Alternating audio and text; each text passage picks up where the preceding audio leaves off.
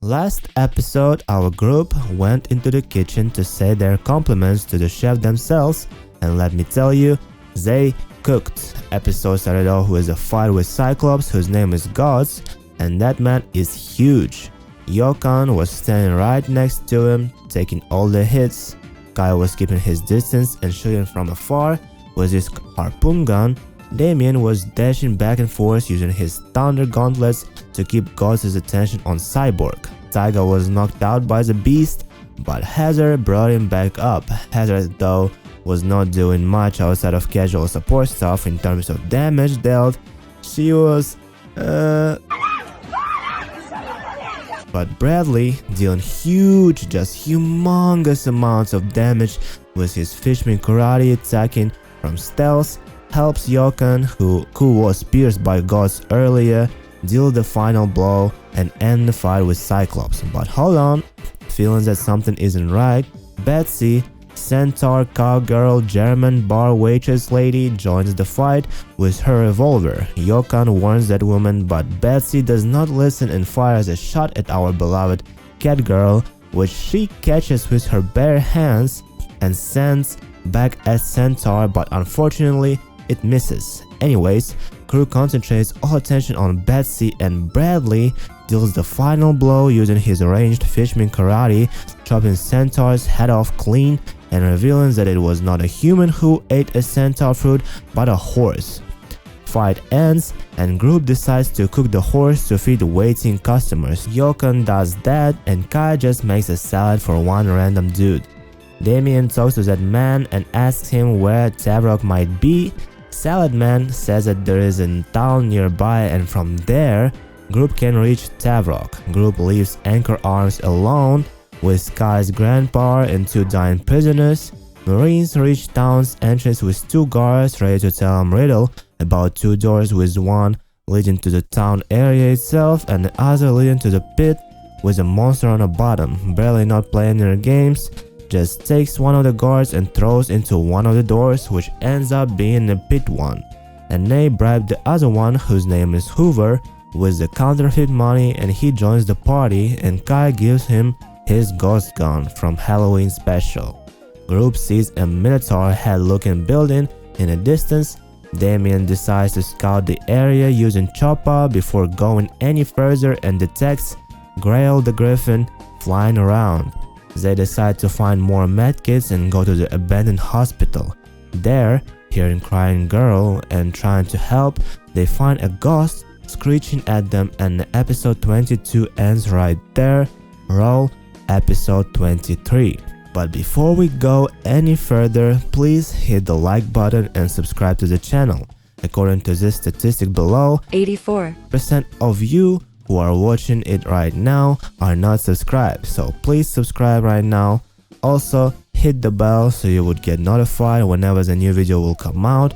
According to this statistic, only 12% of all my subs turn their bell on. Let's get this number to at least 30. I would highly appreciate it. Also, join my Discord where you would get exclusive stuff and where you could even chat with me. Link would be in the description below. Once again, we start an episode with a fight. Rastage did make boys roll a saving throw last episode, but I think he forgot about it, so they rolled it once again. Bradley was scared a lot, but he still does his ranged Fishman karate attacks, which he misses and even critically fails because of the disadvantage fear causes. Raj does not get afraid and attacks her with his twin blades he got from that one fishman. Yokan goes in and she's not afraid of any ghosts, and because her monk attacks do not get nullified by magic, she kills that ghost girl in that one round. We could even say Yokan activated her armament hockey for a bit that moment. But euphoria didn't last long though, with Grail the Griffin herself coming from the roof, leaving a huge hole behind her. Our group, which is very weak from all the fights beforehand, finds themselves once again in another fight. But this one is not Zen, it's not Cerberus, it's not just some gods. No, this one is one of the officers in Tavro's crew, Grail the Griffin, who has the bounty of 100 million bellies. second highest in the crew. And we know that bounty is not the greatest criteria of power in One Piece world, but there is a good argument that Grail might be the second strongest after Tavro. Yokan ends up in front once again and attacks with all her might, burning all of her key points on Grail, making Griffin lose her reactions until the end of Yokan's turn.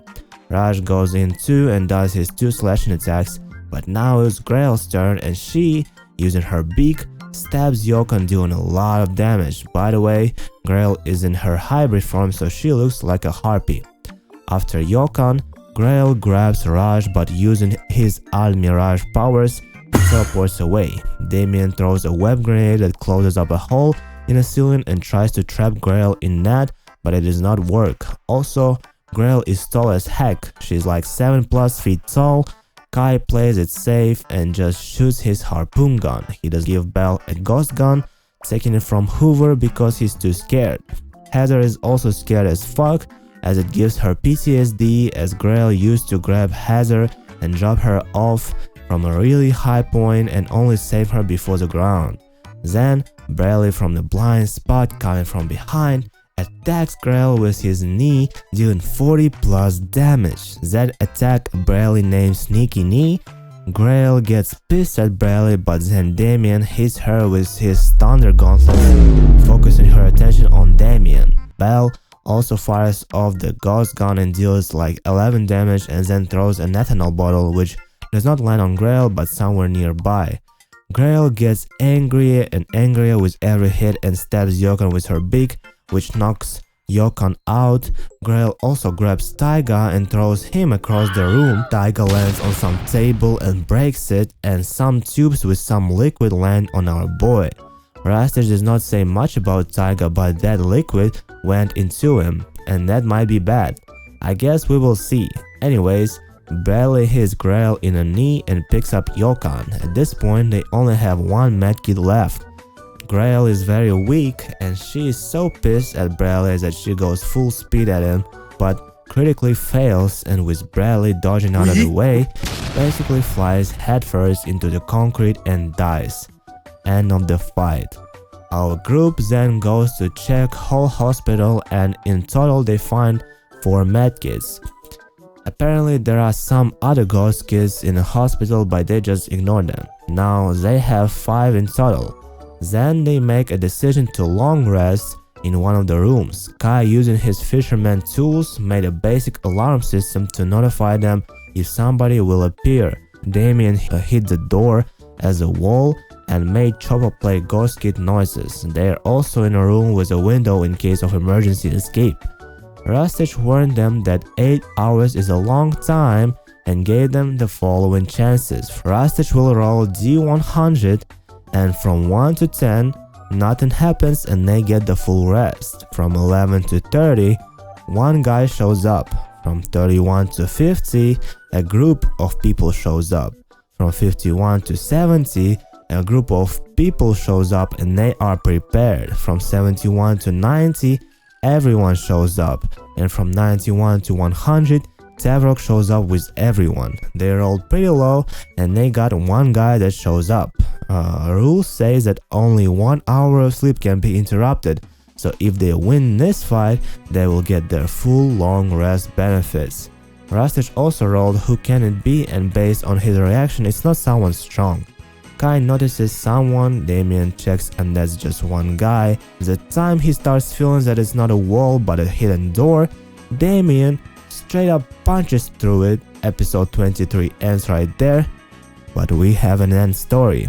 8 hours pass and Anchorarms, babysitting Kai's grandpa, Mako, opens his eyes in some dark room. Strapped to the chair, out of the dark appears Tavro himself with a giant machete and starts asking Anchorarms some questions. He asks why Marines are here, and with Anchorarms choking to answer, he cuts off Anchorarms' finger. Anchorarms answers that they are here because they want to find Kai's uncle Jiro. Tavro says that he knows those names. Tavro then asks why they want to do that, and Anchorarms says because Commodore Gus sent them. And Tavro seems to know who Gus is, and is very surprised that he did send Marines and not even the strong ones. Maybe they had an agreement or something. Also, Tavro asks about why Heather is here, and Anchorarms answers that she and him were captured by Human and Branch 101 helped them and are now alone with them. Then Tavro asks where the Marines right now, which means he doesn't know, which is good for our boys, but also bad for poor Anchorarms, who does not know, and after saying that he doesn't know, loses another finger. And that is the end of the end story.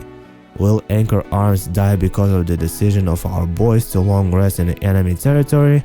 I guess we will see in the next episode. To be continued.